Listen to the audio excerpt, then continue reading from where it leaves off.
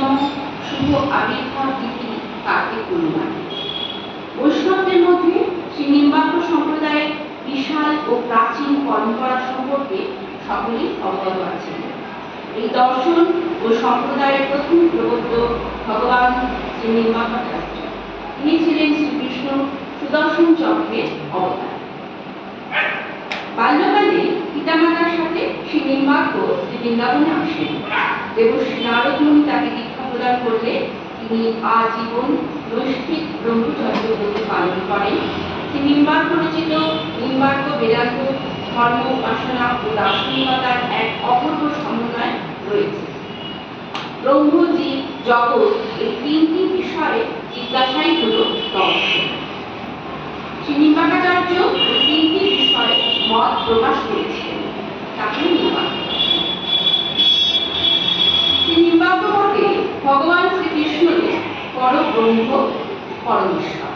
শ্রী নিম্বার্কাচার্য ব্রহ্মসূত্রের ভাষ্যে বলিয়াছেন, ব্রহ্মই জগতের উপাদান হইতে জীবরূপে ব্রহ্মেরই সুখ দুঃখাদি ভোক্তিত্ব সিদ্ধ হয়। সুতরাং বেদ প্রসিদ্ধ ভোক্তা ও নিয়ন্ত্রা হইয়া ভেদ থাকে না। যেমন সমুদ্র তরঙ্গ অভিন্ন হইয়াও ভিন্ন, তদ্রূপ ভোক্তাটি ও নিয়ন্ত্রা ব্রহ্ম অভিন্ন হইয়াও ভিন্ন। জীব পরমাত্মার অংশ, কারণ ঈশ্বর সর্বজ্ঞ, জীব অনিশ্বর অল্প। উভয় অজ। এই শ্রুতি বাক্য জীব ও ঈশ্বরে যেমন উপদিষ্ট হইয়াছে, তেমনি তুমি ব্রহ্ম এই শ্রুতি বাক্যে অভেদ উপদিষ্ট হইয়াছে। ব্রহ্মের সহিত বিশ্বের ভেদ ও অভেদ উভয় সম্বন্ধ থাকায় শ্রুতি উপদেশ করিয়াছে। সর্প যেমন কুণ্ডলাকালে থাকিলে তাহার অঙ্গ সকল অপ্রকাশিত থাকিলে প্রসারিত হইলে ফলাঙ্গলাদি অবয়ব সকল প্রকাশিত হয়, তদ্রূপ ব্রহ্ম হইতে জগৎ প্রকাশিত হয় এবং প্রলয়কালে তাহাতে লিঙ্গ হইতে অপ্রকাশিত থাকে। অক্ষর, ঈশ্বর, জীব ও জগৎ এই চারি রূপে ব্রহ্ম পূর্ণ। জীব ও জগৎ রূপে প্রকাশিত হইয়াও ব্রহ্ম যখন তদতীত রূপে বর্তমান আছেন, তখন জীব ও জগৎ হইতে তিনি ভিন্ন। আবার জীব ও জগৎ যখন তাহারই প্রকাশিত রূপ, তখন জীব ও জগৎ হইতে তিনি অভিন্ন হবেন। অতএব ব্রহ্মের সহিত জীব ও জগতের ভেদ ও অভেদ হইয়াছে। ইহাই নিম্বার্কাচার্য স্থাপিত ভেদাভেদবাদ বা দ্বৈতাদ্বৈত সিদ্ধান্ত। এই ভেদাভেদবাদে ব্রহ্মের পূর্বোক্ত চতুষ্পাদ গৃহীত হয়, অন্যান্য মতবাদের সম্পূর্ণ চতুষ্পাদ গৃহীত হয় না। ইহাই নিম্বার্ক দর্শন। নিম্বার্কাচার্য মতে জীব ও জগৎ সবই ব্রহ্মের অংশ, ব্রহ্মে স্থিত ও বিস্তৃত, সবই ব্রহ্মবৎ। দ্বৈতাদ্বৈতবাদী শ্রী নিম্বার্কাচার্যের অদ্বৈত দ্বৈত জীব জগৎকে বাদ দিয়া নয়, জীব জগৎকে ব্রহ্মের অঙ্গীভূত রূপে এক করিয়া। কিন্তু অদ্বৈতবাদী অদ্বৈতে জীব জগতের স্থান নাই। তাহাদের মতে জীবের পৃথক অস্তিত্বই নাই এবং জগৎ মিথ্যা। অতএব জীব ও জগৎকে বাদ দিয়াই তাহাদের অদ্বৈত তত্ত্ব। তথাপি জীব জগতের সত্তা ব্যবহারিক রূপে স্বীকার করিতে হইয়াছে। ইহাতে তাহারা অদ্বৈত তত্ত্ব হইতে বিচ্যুতই হইয়াছে। কারণ ব্রহ্ম হইতে ভিন্ন ব্যবহারিক রূপে জীব ও জগতের সত্তা স্বীকার করিলে দ্বৈতবাদী প্রতিষ্ঠিত হয়।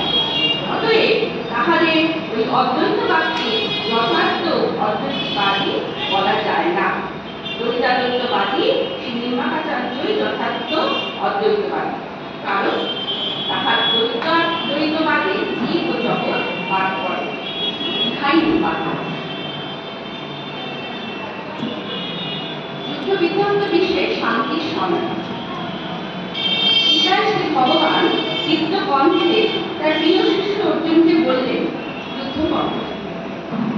স্বাভাবিকভাবে আমাদের মনে প্রশ্ন জাগে, যুদ্ধ মানে হিংসা? মানুষের কল্যাণ অর্থে যুদ্ধ হলো না। হিংসা কর্মে নাই, হিংসা থাকে মনে। সামাজিক মঙ্গলার্থে নারীর সম্মান বাঁচাতে যে সেই সুস্থিতি ও সুসংস্কৃতি বা আদর্শ সমাজ ব্যবস্থা গড়ে তুলতেই যুদ্ধের প্রয়োজন হয়। আবার অন্তরের আত্মদর্শন অবস্থা লাভ করার জন্য ইন্দ্রিয় ও মনের বহির্মুখীনতার জন্য যুদ্ধ আবশ্যক, যেটা শ্রীচন্দ্রের ভাষায় সাধন সম্ভব। ভগবান শ্রীকৃষ্ণ তার প্রিয় শিষ্য অর্জুনের পৌরসত্বকে জাগাইয়া তুলে শিক্ষা দিলেন কিভাবে তীব্র হিংসার পরিবেশ থেকে ঘুরে দাঁড়িয়ে অহিংসা ভূমি লাভ করা যায়। যুদ্ধ বা কর্তব্য কর্ম না করলে এই ভূমি লাভ করা যায় না। কর্ম না করাটা বৈরাগ্য নয়, এটা নকুশলতা। এ ব্যাপারে শ্রুতি বললেন, বলহীনেন ন লক্ষ্য, অর্থাৎ দুর্বল ব্যক্তির পক্ষে যুদ্ধ জয় করা বা আত্মকে লাভ করা সম্ভব নয়। আমরা দেখতে পাই যে রামায়ণ মহাকাব্যে যখন সীতা মাতাকে রাবণ হরণ করে নিয়ে যাচ্ছিল, সেই সময়ও মহাবলী পক্ষীরাজ জটায়ু তার প্রাণ দিয়ে সীতা মাতাকে রক্ষা করার আপ্রাণ চেষ্টা চালিয়েছিলেন। দ্বাপর যুগ থেকে আজকের কলিযুগে দাঁড়িয়েও আমরা এটাই দেখতে পাচ্ছি যে আজও সেই নারী হরণ, নারী নির্যাতনকারীরা ও নারী ঘাতকেরা সমাজের দিকে রাজত্ব করে চলেছে। স্বাধীনতা প্রতিবাদ আন্দোলন কোনো কিছুতেই সুবিচার দিচ্ছে না। চারিদিকে অশান্তিকর বিভ্রান্তিকর পরিবেশ সৃষ্টি হচ্ছে দিন দিন। দেশে বিদেশে যুদ্ধের দামামা বেঁচে চলছে। তাছাড়া ধর্মবিদ্বেষী সাম্প্রদায়িকতা মাথার চারা দিয়ে উঠছে। সনাতন হিন্দু ধর্মাবলম্বীরা নিজ নিজ ধর্ম রক্ষার তাগিদে আন্দোলন চালাচ্ছে, কিন্তু ধর্ম সংকট লেগেই তাই ব্যক্তিগতভাবে আমি যে যুদ্ধ বিধ্বস্ত বিশ্বের শান্তির সন্ধান পেতে গেলে ধর্মের পথকে সাথে করে নিয়ে আমাদের এগিয়ে চলতে হবে। কেননা একমাত্র এই কর্মপথের ওপর দিয়ে হেঁটে আমাদের পূর্বপুরুষগণরা মানুষের মনে আত্মবল ও আত্মবিশ্বাস জাগিয়ে মানব সমাজকে শান্তির সন্ধান দিয়ে চলেছে যুগ যুগান্তর।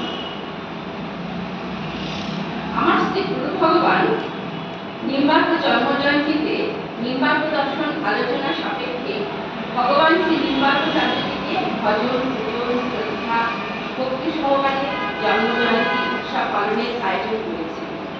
সকল ভক্ত শিষ্য শিষ্যগণরা সমৃদ্ধ গণকে সমৃদ্ধ করে তোলার উদ্দেশ্যে তার সাথে কুপি পাওনা বারাণসী সুবিখ্যাত দেব দীপাবলি অনুষ্ঠানের সাথে সাথে সাথে সান্ধ্যকালীন শিবালা গঙ্গা তীরবর্তী ঘাটে 5120টি দীপদানের সুযোগ পাবো আমরা সবাই।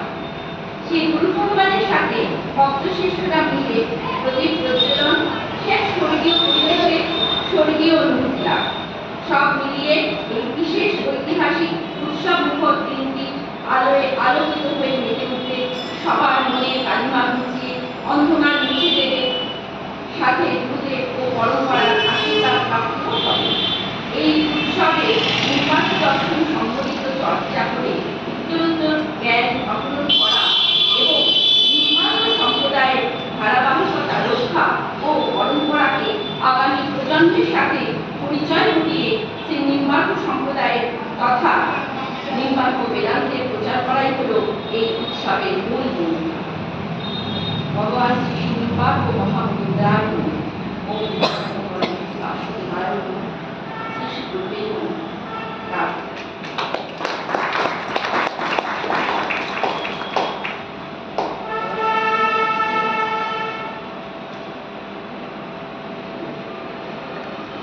স্টিল ফটো তুলবে তো, স্টিল ফটো তুলে দেবে।